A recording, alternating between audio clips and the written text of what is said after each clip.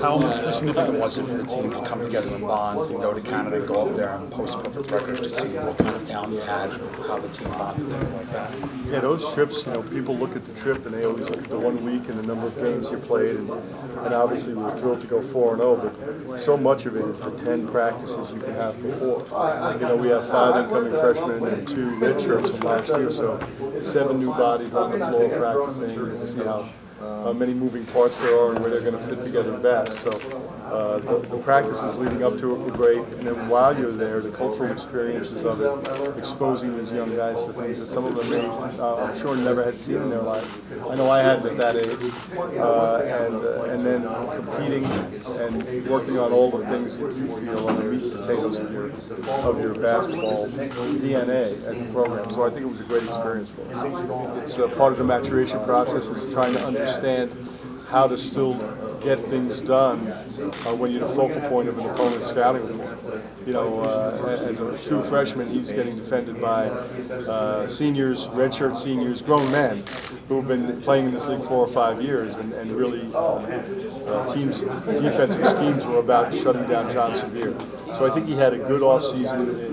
He approached things maturely in the way he had to work and things he needed to do. And then because of our greater talent this year and greater balance, he won't have to look and score every trip down the floor. There's going to be other options for him, and that's going to create space, and that's what offense is all about. Once we get into the flow of offense and there's more than one option, I think that's a good thing for everyone, especially for John. Coach, you see as like the crown jewel of the recruiting class, but what have you come to expect from Eric this coming season? Yeah, Pascal's real. He can really play. He had a little bit of a back issue, so missed a couple practices, but nothing major. He's 17 years old, won't be 18, I believe, until early November, and he's every bit of 6'6", about 235. He can play 2, 3, 4 if you want to give positions numbers. Up in Canada, 190 at 36 points, against a good opponent. So we really expect a lot out of Eric, and that's why he came. We talked to him a lot about going somewhere where you're going to have an impact right away. I believe he could play just about anywhere in the country, as most of the best players in this conference could. So it's going to be great to coach him, and it's going to make me look like I know what I'm doing. How beneficial do you feel an increased TV schedule that you've had the last couple of years will benefit you in recruiting? Oh, tremendously. We live in a world now, when we're trying to teach young guys basketball concepts, we write them on the board, we walk them through them on the court, but then when we show them video, they grasp it. We live in a world where all of these young people grow up. I have 3 children of my own. I have them throw the phones in my wife's pocketbook when we sit down at dinner, because they're all about this and they're all about visual. So we sell it big time in the recruiting process. The number of games that are on, the various venues that they are on, and it helps tremendously in recruiting because it allows, and kids don't have to be home at 8 o'clock to watch the game. They're DVRing it and they're watching it at 1 in the morning. So it's become a big part of it, as all of the online and social media has. Tom, what sets Lemania apart from Brandon? He shoots it better as a freshman. Brandon, Bobby Leckie, who's a legendary coach in New York, said to me when Brandon was coming out of Bishop Loughlin, Bobby said, "Tommy, he's scoring 1,000 points no matter where he goes. Doesn't matter what level." He said, "Wouldn't you rather get a guy who can shoot and teach him how to guard and run a club?" And that's what we did with Brandon. Manya probably shoots it better right now, doesn't have as much style to his game, or moxie maybe, as Brandon had early on, but I think he's going to be a big-time contributor right away. Anything else changed since the last time you spoke over the summer? Any improvements between Canada and now? Well, Ryan Canty had an operation. He had his back operated on, but we're hoping to get him back mid-December. He's doing well in the rehab process. Christian Zengfeller, I think we spoke about him and what a surprise he's been. A big young fellow, another freshman from outside of Munich, Germany, at 6'8", 240, who just has a great motor, throws his body around, rebounds the basketball. Is probably the best screener of any young player I've coached over 30 years. So he's really been a big surprise for us. What kind of burden do you expect for Ryan Roos to man the inside while Ryan can't he's out. Yeah, well, he's going to play a lot of minutes. He's done a great job getting himself in shape, being one of our 4 veterans, him and Mandel Thomas, his juniors, and then Brian Smith and Ryan Canty, our seniors. But Roomsy's done good. He's gotten himself better. His offensive game has come around and blossomed a little bit. He continues to work hard in the weight room and defend. And then another freshman, Dekiba Bati from Australia, has been playing back up to him and competing against him. So, every team deals with injuries and things of that nature, so it gives an opportunity for someone else to step up. But I think this is the deepest we've been, top to bottom, but especially on the baseline now as we move forward. I think this is the year Brian has another breakthrough now that he's not going to be playing out of position as much. Yeah, he's smiling all the time. Poor Brian Smith, 6'3", like 190 pounds, and he's battling with the 4 men in this league. And now he's finally playing his natural position, and he's been playing much better, to no surprise. But he's really made great sacrifices for this program as we've rebuilt this thing. Coach, you're playing a couple of name schools in the non-conference schedule, Penn State, Maryland, and then obviously the St. John's Manhattan. Overall, what do you think of the team's non-conference schedule in terms of strength, diversity, and how you're going to use that to springboard into the conference season? Yeah, I think it's a good non-conference schedule. I think when you look at the teams and who they play non-conference, it's really a reflection of where they are in the process. Are you still rebuilding a program as we are? Are you a program that's established and you're at the top of your league? Our non-conference schedule here is much different than the way our non-conference schedule at Hofstra. Because at Hofstra we knew we were going to be in the top 3 or 4 teams in the conference each year. We were going to accumulate some wins in conference. We haven't gotten to that point yet before. So we've had to soften it up a little bit. Like most coaches, I always wanted softer. And then you look at where are we going to be on January 1st. I think when you look at January 1, you need to be 7-4, 8-3, 9-2 if you're going to have a chance to go play in the postseason. Because you're not going to, in a league like this, go and win. It's going to be rare for teams to go win 12 games. You talk about opportunities like that. You play in Manhattan here when you could have easily played that game in Rose Hill. Yeah, that's important for New York basketball. And I wanted to get another game in Barclays prior to coming here for the conference tournament. I thought that was really important. We've been playing Manhattan. I believe it's the 106th contest. I'm not sure of the number of years. And we gave up a home game. But I think it's important for New York basketball, and it's something we're going to do moving forward. Hopefully, I think it's a very, very important time for college basketball in New York City. And I think that this helps the process of making it a big deal.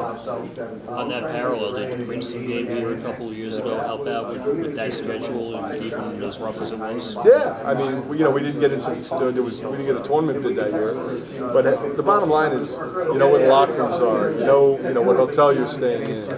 All of those things you get to experience by playing in here and hopefully having some success. And it's a big time doubleheader. I believe Miami Providence is the other game.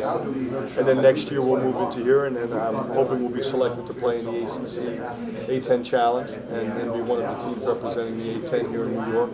So, I'm born and bred here, as many of you are. So it's important for me and for this program to be a big part of New York City college basketball, and I think the Manhattan game here helps them. What do you think having the A10 tournament here has done for the conference? I think it's exactly what this conference deserves. We are one of the premier conferences in college basketball, and we deserve to be playing in my opinion, the greatest city in the world, but also in a state-of-the-art arena. Even when we move on in a couple of years, beautiful place in Pittsburgh, a major arena in a major city, beautiful venue in D.C., major conference belong playing in major arenas in major cities. And then we'll come back here to Barclays, but that's what the A10 deserves. Did you sense him trying too hard? Oh, yeah, very much so. He loves to win. Yeah, and look, it's a struggle for every college player that comes in. The majority come from high school winning programs. And I've said to him, John, it hasn't been easy for the coach either. We were winning pretty regular prior to me coming up here, but I knew it was going to be a great challenge. The way you fix that is by getting talented players. And nothing John has ever done has been done for selfish reasons.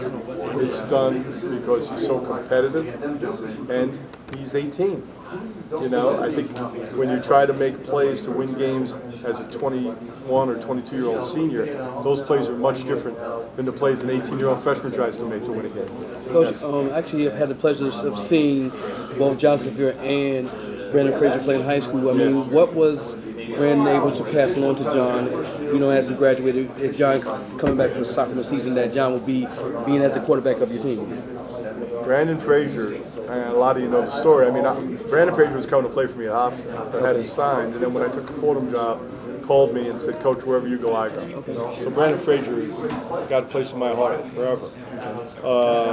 He made so many sacrifices and did so much during the process at Fordham. The only regret I have is that we didn't turn it around while he was there. You know, if we turn it around this year, Brandon Frazier will have a lot to do with that because he was as good a person, as good a Fordham man, as we like to say, in the way he carried himself on the court, off the court. He took care of business academically. He did charitable work. I mean, he's just a special, special young guy. He's over in Holland now playing professionally. But Brandon Frazier's, you know, he's like another son to me. And I think John, as a freshman, watching Brandon as a senior, carrying himself that way with a you know, almost regal, you know, to search for a word, where he was, you know, win or lose, he didn't waver in his love of Fordham, in his love of his teammates, and in his love of the mission of turning this thing around. Special kid, really. How much do you think John and the rest of the team are looking forward to? I think the first game I noticed on your schedule was really big, that St. John's game at the Garden in mid-December. Yeah, well, look, playing in the Garden is always special. Playing at Barclays is special. Playing St. John's in New York is always special. I grew up sneaking into games through the back door with old tickets at St. John's.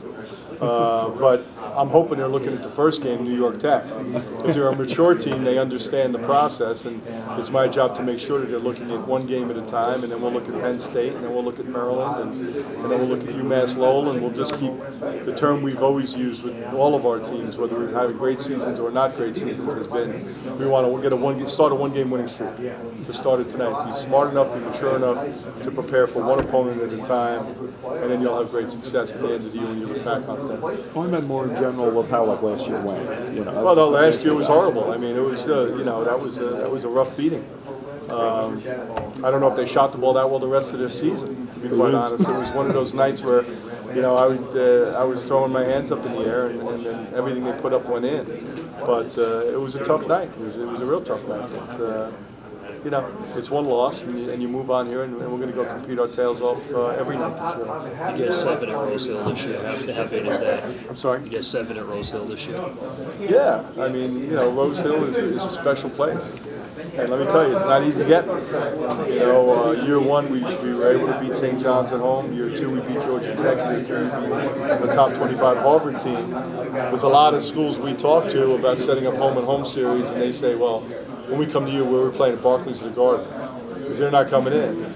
So that makes it a great challenge. So anytime we can play in that gym, it's a huge home court advantage. And to get 16 games this year, you know, with our conference games as well, it's a good thing.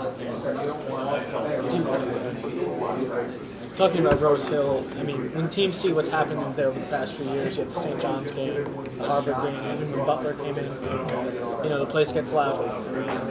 What's it like to coach in there, being the home coach? It's awesome.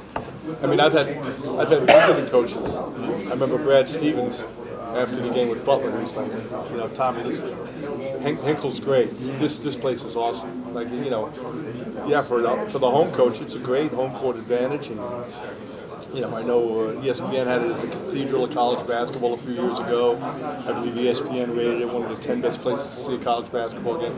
With the exception of the new scoreboards, when you walk in, it's almost like a time warp. You know, if you threw everybody in old school uniforms, it could be 1970. It could be, you know, and that's a cool thing, I think. Watching the game, I know for young kids to come in with their families and to be that close to a game, even if you're in the worst seat in the house, you're on top of the court, and you can see it.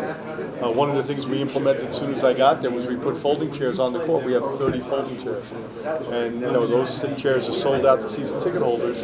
And the amazing thing is when people sit in those seats for the first time, very often younger children or guys' wives, after the game, the first thing they'll say is, God, they're so big and so physical. Like they have no idea. But in Rose Hill Gym, you can grasp that, and you can see the size and the physicality and the talent of the players in the Atlantic 10. How do you defend the criticism every year that you guys are playing in an old arena, you're not state of the art like everybody else? I tell them that there's and this is the truth, there's a profile for the young guys that we recruited for. And we have to find young guys that are going to be mature enough to understand it's not about bricks and mortar. You could go play in a big-time arena somewhere, and then you can come work for a guy who graduated from Fordham. Now, find an 18-year-old that's going to buy it. Mom and dad right away, and then you got to work on them, and you got to sell them on that, and you got to let them know it's about relationships, and once again, it's about the education that you're going to get, and it's not a 4-year decision, it's a 40-year decision. We say that to them all the time. The parents get on board right away, but we have to find young guys. There's been a number of occasions where my staff has come to me and said, let's recruit so-and-so, and the term I use all the time is gettability. And I say, what's his gettability level? I don't know if he's the kind of kid. He's enjoying the recruiting process a little too much. Let's look at the range of schools he has. How important is getting a great education to this young guy? And then you have to make decisions on that. Do you think that's a positive about college basketball compared to maybe the pro sports or even college football, that you recognize the importance of having these old buildings like yours, Cameron Indoor, Pauley Pavilion, or North Carolina? Yeah, well, we've pulled out all the stops. I mean, I tell them, look, there's kids who visit Duke, and the next weekend they visit North Carolina, and they go to Duke. Well, Duke's got an 8,000-seat arena, and Carolina's got a 24,000-seat arena.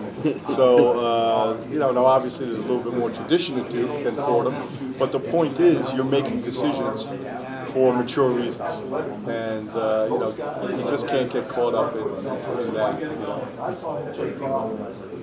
How nice is it for you now to have this recruiting class, these younger kids together, ready to play, and really see what they can kind of do? Yeah, no. If you're not excited now, I've said this every year I've been in the media day. Pack it in, man. Go move to Florida and caddy for the winter or something. I don't know what my future brings, but this is the best time of the year. It's always been for me throughout my life. It's autumn. You can get to watch some football. You can get to prepare for basketball season, and then you get ready for the marathon of it. But it's the anticipation of a college basketball season. It's the unpredictability of a college basketball season that I enjoy, knowing that, when I was a young coach, I was like, all right, here's how this season's going. And then you realize it never plays out that way. It's the unpredictability of a college basketball season. You never know what's going to happen. But it's the same as when you go into a game. You go into a game with a game plan, your opponent comes into a game with a game plan, and then sometimes the whole thing blows up. Somebody gets in foul trouble, someone blows an ankle, someone can't miss, and now you got to coach. Now you got to go to your instincts. Tom, everybody talks about how great it is for this venue to have the A10, not only here but MSG with the Big East. And for you as a New Yorker, how much better can it get? No, I mean, I kid around with my son who's 12. I said, Sean, in a couple of years, you and your boys are going to just be wearing out the subways. You're going to be going from Big East to A10 games back and forth in the course of a weekend. For a hoop junkie, there's times, like I have friends with Wall Street guys, insurance salesmen, all the things, cops, firemen. I envy them when they just come to a game and I see them across from me and I'm like, hey man, these guys are really going to enjoy the next 2 hours. And I'm going to sweat through a suit, But I mean, that weekend, that Wednesday to Sunday, it's just an awesome time for college basketball, and New York deserves that, and New York's got to support it. I mean, the New York basketball fan, whether you're a St. John's fan for the Big East or a Fordham fan for the A10, the New York basketball fan should come out and experience that, because it's really a wonderful thing. Especially when Saturday works out, you come to the semifinals here in the afternoon. That's right. Yeah, that's a good day, right? Yeah. I don't want to do it for another 10 years, though, okay? I plan on doing this for a while. you've mentioned Barclays, MSG for New York basketball, but what is if someone comes into Rose Hill without knowing the history, without knowing what's going on there? How would you sell people? How would you sell the casual fan who doesn't know about the history, doesn't know about Fordham, doesn't know about? I would say it's if you knew nothing about it and you walked in, it's one of the most unique college basketball experiences in the world. To come into a gym that size and to watch teams play at such a high level. And it reeks of tradition. I mean, how many years has the New York Catholic League had their finals center? You know? Huh? I've been to Yeah, I mean, Kareem played his last high school game there, he told me. So, I mean, we're going back into the 50s, I believe, early 60s for sure, but maybe back into the 50s. So the place just, reeks of tradition. And like I said, it's a cool venue.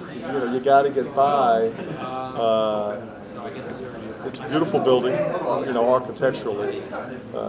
When you come in, you feel the energy, you feel the heat. Literally, you feel the heat. How many buildings do you get that experience? So I think it's really cool. Can you use it as a selling point both ways? When a kid comes in and you're recruiting him, you get the intimate experience at Rose Hill, but you also get the big lights of the Garden, of Barclays, the TV. Oh, no doubt. Yeah. I might get you as my recruiting coordinator. We sell both. Yeah, we sell both. I mean, and look, that's what New York is. It really is. It's a reflection of New York. New York is this bunch of small little communities, and then it's this monster city. I grew up in Queens Village, New York. It's a little town. Everybody's old man was basically a cop or a fireman, but it was part of this borough of Queens. It's part of this biggest, baddest city in the world, New York. Well, our little gym is just like a small neighborhood. We're Rose Hill. We're Arthur Avenue. And we're an important part of this big city that's New York. And then you go to Garden and you go to Bar. I was at the Garden last night.